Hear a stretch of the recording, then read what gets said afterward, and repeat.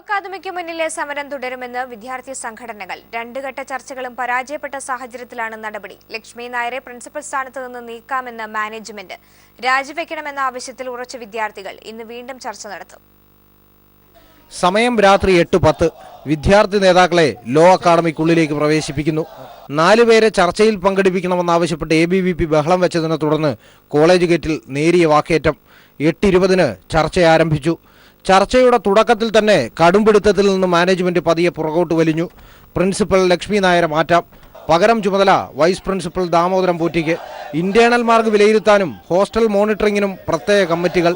കോളേജിലെ അനാവശ്യ ക്യാമറകൾ നീക്കം ചെയ്യാം. എന്നാൽ പ്രിൻസിപ്പലിന്റെ രാജി എന്ന നിലപാട് വിദ്യാർത്ഥി സംഘടനകൾ ആവർത്തിച്ചു.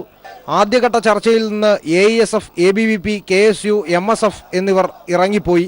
SFIയുമായി മാനേജ്മെന്റ് ചർച്ച തുടർന്നതോടെ ഇറങ്ങിപ്പോയവർ തിരികെ എത്തി വീണ്ടും ചർച്ചയിൽ പങ്കാളികളായി. 2 മണിക്കൂറിലേറെ നീണ്ട ചർച്ചയ്ക്കൊടുവിൽ ചാനലുകളിൽ ബ്രേക്കിംഗ് ന്യൂസ് പ്രത്യക്ഷപ്പെട്ടു. ചർച്ച പരാജയം. പുറത്തെത്തിയ വിദ്യാർത്ഥി ഐക്യം പ്രവർത്തകർ മാധ്യമങ്ങളെ കണ്ടു. സമരം തുടരും. ഞങ്ങൾ സമരം തുടരാൻ തന്നെയാണ് തീരുമാനം. കാര്യം പ്രിൻസിപ്പലിന്റെ രാജിയിൽ കുറഞ്ഞ്, ഞാൻ നേരത്തെ പറഞ്ഞിട്ടുള്ളതുപോലെ തന്നെ പ്രിൻസിപ്പലിന്റെ രാജിയിൽ കുറഞ്ഞ ഒരാവശ്യത്തിനോട് ഞങ്ങൾ യോജിക്കില്ല.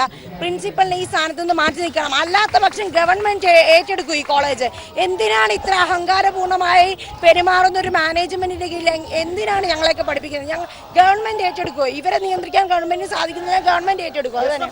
എന്നാൽ മാനേജ്മെന്റും SFIയുമായുള്ള ചർച്ച വീണ്ടും തുടർന്നു.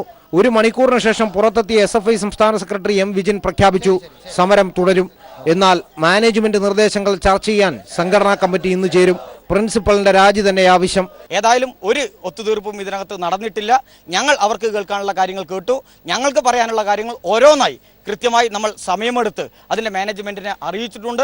ഞങ്ങൾ അവരോട് പറഞ്ഞു തന്നെയാണ്, ഞങ്ങൾ ഇപ്പോൾ പോകുന്ന സമരം അവസാനിപ്പിക്കാനല്ല, ഞങ്ങൾക്ക് ഇതിൽ ആശങ്കയുണ്ട്. പക്ഷേ ഞങ്ങൾ മുന്നോട്ട് വെച്ച മുദ്രാവാക്യങ്ങളിൽ ഒരു 90% ഇവിടെ വിജയം കണ്ടിരിക്കുകയാണ്. തീർച്ചയായും നാളെയും ബന്ധപ്പെട്ട് ചർച്ചയ്ക്ക് മാനേജ്മെന്റ് ക്ഷണിക്കുകയാണെങ്കിൽ ഞങ്ങൾ തയ്യാർ. പിടിവാശിയിൽ നിന്ന് ലേശമയഞ്ഞ് മാനേജ്മെന്റും പിടിമുറുക്കി വിദ്യാർത്ഥികളും നിലയുറപ്പിച്ചതോടെ സമരം പ്രവചനാതീതമാവുകയാണ്.